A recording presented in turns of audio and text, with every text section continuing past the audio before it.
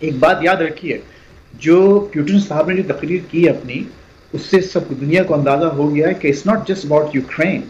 ये वो उनको जो वो तकलीफ है वो बहैसियत एक फॉर्मर केजीबी ऑफिशियल के, उनको सोवियत यूनियन के टूटने की और रशिया की जो लीडरशिप थी उसको खो जाने का गम है। और उसमें पाकिस्तान का आपको मालूम है कि बहुत बड़ा किरदार रहा है, जो कि राइटफुली हम क्लेम किया और हम क्लेम करते हैं। हमारा ट्रस्ट डेफिसिट है रशिया के साथ। आपने इनके साथ स्टील मिल के साथ जो हाथ किया है, इनसाइडर मैं आपको बता सकता हूं कि Putin was not very happy. पीजे मीर साहब, जिस तरह के बयान हमें नजर आते हैं वज़ीर आज़म की तरफ से, लगता ऐसी है कि बड़ी जल्दी डिवोर्स हो जाएगी, क्योंकि एब्सोल्युटली नॉट। फिर उन्होंने जो इंटरव्यू दिया है, आप पे क्रिटिसिज्म की है ना, जब जॉन कैरी इधर आया था गवर्नर हाउस में, क्या कहा था उसने? और तुम हमसे पैसे भी ले लेते हो, हमें गालियां भी देते हो, अगर तुम ये करना है तो हम तुम्हें नहीं देते पैसे। तो बिल्कुल सही बात है ये। आपको जो पैसा मिलता है आप उसको मिसअप्रोप्रिएट कर देते हो, आप उसको खा जाते हो। कितनी अहमियत का हामिल है वज़ीर आज़म इमरान खान का दौरा रूस? देखिए, इस दौरे के लिए पाकिस्तान बहुत देर से कोशिश कर रहा है। इस दौरे के लिए तो नहीं खास तौर पर, लेकिन इस चीज़ पर कि पाकिस्तान और रूस के ताल्लुकात के अंदर एक बेहतरी आए, और वो तकरीबन उसी नहज पे पहुंचे जहां पर कि हम बाकी दोनों सुपर पावर्स यानी अमेरिका और चीन के साथ एक ताल्लुक बनाए हुए हैं। अमेरिका के साथ हमारे ताल्लुकात की नौयत का सबको इल्म है, पता है। अमेरिका ने पिछले हफ्ते भी बोला कि स्ट्रेटेजिक पार्टनर्स हैं। अब कहाँ तक हैं, कितने हैं, ये दूसरी बात है, लेकिन एक तारीख है जो कि अमेरिका के साथ पाकिस्तान के ताल्लुकात की एग्जिस्ट करती है। तो क्या चीन अपनी जगह छोड़ के पुतिन के साथ जाके ज्वाइन करके उस ब्लॉक की तश्कील करेगा? ये सवाल हमें आज अपने आप से पूछना है। देखिए, याद रखिए कि चीन के वजारत खारजा के स्पोक्स पर्सन ने पिछले ही हफ्ते ये ऐलान किया कि चीन हरगिज रूस के ऐसे किसी अमल को सपोर्ट नहीं करेगा जिसमें कि यूक्रेन की जो सॉवरेनिटी और इंटेग्रिटी है उसको निशाना बनाया जाए। तो चीन का अपना ये रवैया है। तो पाकिस्तान में बैठे हुए जब हम तज्जिया करते हैं तो हमें ये ख्याल रखना चाहिए कि बावजूद इसके कि हमें रूस के साथ ताल्लुकात के अंदर बेहतरी चाहिए, लेकिन वो ऐसे वक्त में चाहिए जब किसी को वो चुभे ना। क्या हमारी प्रेसिडेंट प्राइम मिनिस्टर की जो विजिट होगी इसको किसी और रंग में हमारे दोस्त ना सही, लेकिन वो जो लोग मुखासमत रखते हैं कोई ऐसे रंग में पेश कर सकते हैं दुनिया भर में जिसमें पता ये लगे खुदा न खास्ता कि अब पाकिस्तान जो है वो अब रूस के उसमें चला गया है। तो मेरा ख्याल है ये चीजें, ये सवालात हमारे ऊपर रहेंगे। देखिए, दौरे होते हैं दुनिया में, एक दूसरे के लोग आते जाते हैं, इसमें कोई शक नहीं और होना चाहिए। लेकिन इस वक्त जो पाकिस्तान के अपने मखसूस हालात हैं और दुनिया जिस दौर से गुजर रही है उसमें ये कुछ बात समझ में नहीं आती, और लगता ही है कि इस पूरी पिक्चर के साथ there are so many things wrong with this picture. जैसे कि अभी हमारे दोस्त पीजे साहब ने फरमाया, शहजाद चौधरी साहब ने फरमाया कि और आपने भी इसकी तौसीक़ की कि पाकिस्तान एक ब्रिज बनना चाहता है। ठीक है, बहुत अच्छी बात है, लेकिन देखिए ब्रिज बनने के लिए आपको बहुत तवाना कंधे चाहिए जिस पर जो है वो ब्रिज खड़ा हो सके। क्या पाकिस्तान के ये हालात हैं कि हम इस किस्म की पोजीशंस ले सकते हैं? हरगिज़ नहीं। अच्छा, फिर अगर आप जाएं उस बैकग्राउंड की तरफ, देखिए इस पूरी सिचुएशन जो लोग मुखालिफत कर रहे हैं, और मैं भी उसमें शामिल हूँ इस विजिट की प्राइम मिनिस्टर की, ट्विटर पे और मुख्तलिफ जगहों पर, उसकी कुछ मखसूस वजूहात हैं। लेकिन पहली वजह यह है कि पाकिस्तान की एक रिपुटेशन है वेस्ट में, स्पेशली आप देखिए जब तालिबान वहाँ फातेह होकर पहुँचे अफगानिस्तान में, तो पाकिस्तान ने बाकायदा अपनी विक्ट्री क्लेम की और वेस्ट ने उसको एक डबल गेम के तौर पर जाना कि हमारे साथ डबल गेम किया है पाकिस्तान ने। एक हमसे वो लेते थे इमदाद वगैरह सारी और सपोर्ट उनको करते थे, क्योंकि हमने बिल्कुल खुल्लम खुल्ला बहुत ही ओवर्टली इस बात का इजहार किया कि ये हमारी अपनी फतेह है। हमारे वुज़रा, हमारे सुफरा, हमारे सियासतदानों ने ये बात की। तो ये एक बैकग्राउंड है। अच्छा, फिर दूसरी बात, खुद प्राइम मिनिस्टर की जो शख्सियत है वो उसका भी एक, उसके बारे में भी कुछ गलत या सही मैं उसमें नहीं जाना चाहता, लेकिन एक परसेप्शन है, उनका एक इमेज है।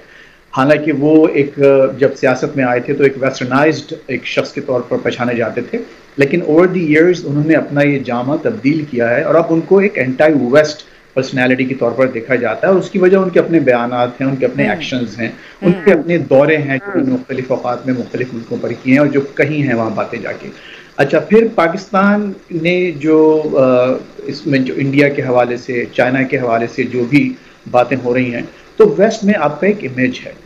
एक बात याद रखिए, जो प्यूटिन साहब ने जो तकरीर की अपनी, उससे सब दुनिया को अंदाज़ा हो गया है कि it's not just about Ukraine. ये वो उनको जो वो तकलीफ है वो बहैसियत एक फॉर्मर केजीबी ऑफिशियल के, उनको सोवियत यूनियन के टूटने की और रशिया की जो लीडरशिप थी उसको खो जाने का गम है। और उसमें पाकिस्तान का आपको मालूम है कि बहुत बड़ा किरदार रहा है, जो कि राइटफुली हम क्लेम किया और हम क्लेम करते हैं। तो आपके ख्याल में आप जाकर ये सिलसिला जुम्बानी शुरू कर रहे हैं पुतिन के साथ, और आप नाराज कर रहे हैं अपने वेस्टर्न अलाइज को, जो कि अभी भी आपके साथ ठीक है नाराज हैं, लेकिन अभी भी उन्होंने कोई कतई ताल्लुक नहीं किया आपके साथ। अगर आप इस मौके पर ये जाके, तो पुतिन साहब वो विड्रॉल अफगानिस्तान से नहीं भूले हैं। वो जो सर्द जंग के बाद जो सोवियत यूनियन का खात्मा हुआ था, उसमें जो पाकिस्तान का रोल था, वो भी हरगिज़ नहीं भूलेंगे। और जैसा कि अगेन हमारे दोस्त ने फरमाया कि जब ये मीडिया ग्रुप वहाँ गया तो उन्हें जो ग्राउंड रियलिटीज़ हैं पाकिस्तान का जो इमेज है वहाँ पर, तो ये सब चीज़ें 2-4 दिनों में जा नहीं सकती।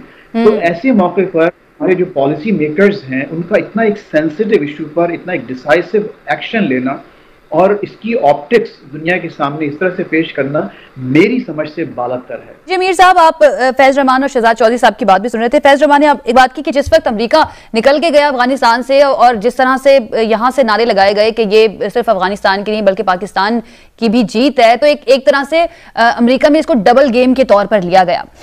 ऐसी सिचुएशन में अब जब रूस का दौरा करने जा रहे हैं वज़ीर आज़म, और वहां पर चाहे वक्त लगे लेकिन ताल्लुकात जो हैं मजीद बढ़ते हैं, मजीद मुस्तहकम होते हुए नजर आते हैं, तो पाकिस्तान को इस वक्त जो इंटरनेशनली प्रॉब्लम्स का सामना है, IMF का मामला ले लीजिए, FATF का मामला ले लीजिए, वर्ल्ड बैंक ले लीजिए, UN सिक्योरिटी काउंसिल में जब पाकिस्तान को जाना पड़ता है या जरूरत पड़ती है, तो वहां पर तो चैलेंजेस का सामना फिर मजीद नहीं हो जाएगा पाकिस्तान को? क्या समझते हैं क्या क्या चैलेंजेस मजीद हो सकते हैं अगर पाकिस्तान ना चाहते हुए भी इस ब्लॉक की तरफ हो जाता है? तो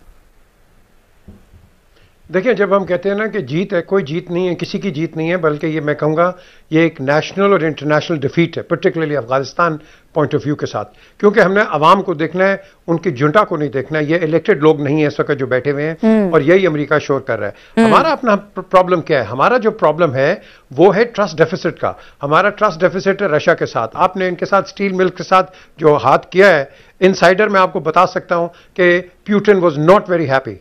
आपको शौकत अजीज साहब खुद बता देंगे, उसने अपने मूड्स भी दिखा दिए थे एक प्राइम मिनिस्टेरियल विजिट के ऊपर।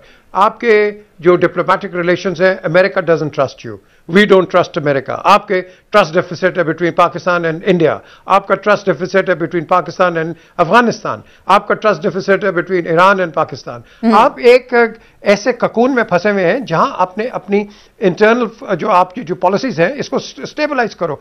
आप अभी चले गए, चलो अच्छी बात है, चले गए, लेकिन डोंट फॉरगेट हम जाएंगे बाहर, आपकी हमारी गवर्नमेंट के जो इस वक्त इनकम्बेंट गवर्नमेंट है उसके पीछे पूरी ऑपोजिशन लगी हुई है कि भाई इनको निकाल देंगे। वो भी तो स्टडी कर रहे हैं यार, आपको वो भी तो देख रहे हैं कि ये गवर्नमेंट रहेगी नहीं रहेगी, नो कॉन्फिडेंस आएगा नहीं आएगा। उन्होंने भी तो उसी तरीके से एक डिप्लोमेटिक तरीके से आपको जवाब देना है।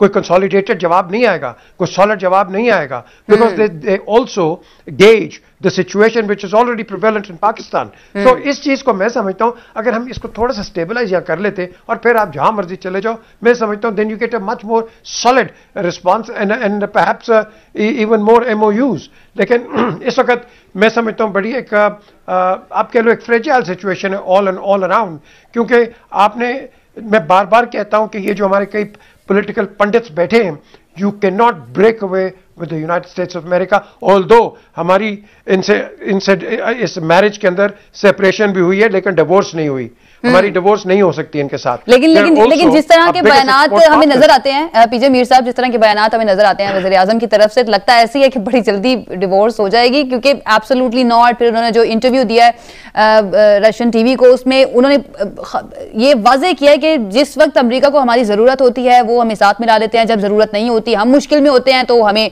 बीच में छोड़ दिया जाता है। तो आपको नहीं लगता कि जैसे फैज रहमान साहब भी कह रहे थे कि डिप्लोमेसी बड़ा सेंसिटिव टॉपिक है, और आपने भी ये बात की कि चाइना ने किस तरह से एक गोली नहीं चलाई और आकर वो गवादर में इस वक्त बैठा हुआ है, अपने इंटरेस्ट को देख रहा है। तो आपको लगता है कि पाकिस्तान के लिए बेसिकली डिप्लोमेसी जिस तरह से चलाई जा रही है, जिस तरह से दूसरे मुल्कों के साथ ताल्लुकात बनाने की कोशिश की जा रही है, ये तरीकाकार या ये बयानात का इस तरह से आना, ये ठीक नहीं है? देखें, जो प्राइम मिनिस्टर बात कर रहे हैं मेरा ख्याल है सब प्राइम मिनिस्टर्स ने ये दबे लफ्जों में यही कहा है, लेकिन इस प्राइम मिनिस्टर ने खुल के बात की है बिल्कुल, और यही है उसने की है हिलरी क्लिंटन ने एक कांग्रेचुनल हेयरिंग के आगे हमने इस्तेमाल किया, उसके बाद उनको भी बाहर फेंक दिया। बिल्कुल अमेरिका ने आपको इस्तेमाल किया, लेकिन हम भी तो मिसकंस्ट्रू कर जाते हैं ना। 71 में हाँ जी 7वां बेड़ा आ रहा है, और यार वो कभी नहीं कोई आपके लिए लड़ेगा, ना चाइना लड़ेगा, ना रशिया लड़ेगा, ना अमेरिका लड़ेगा, कोई नहीं लड़ता। वो इवैक्यूएशन के लिए आई थी 7th फ्लीट, वो अपने बंदे उठा के ले गई है बिकॉज वो नजदीक थी वहां, हम बड़े उम्मीद पे बैठे हुए थे। एक तो हम मिसपरसेप्शन अपने अंदर खुद ही क्रिएट कर लेते हैं।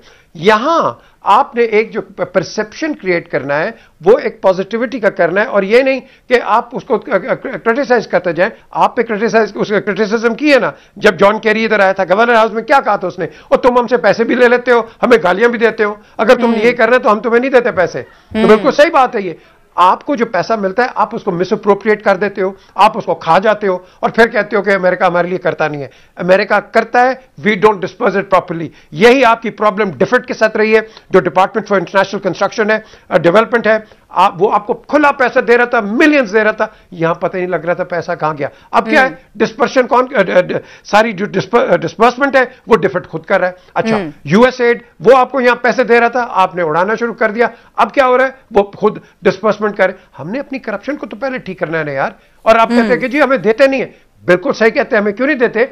80% जो ये देते हैं एड, उनमें वो 80% तो उनकी तनख्वाह में चला जाता है, जो कि इंटरनेशनल ये बाहर अमेरिका और यूरोप के अंदर तनख्वाह लेते हैं, ये तो वहां चला जाता है। तो एड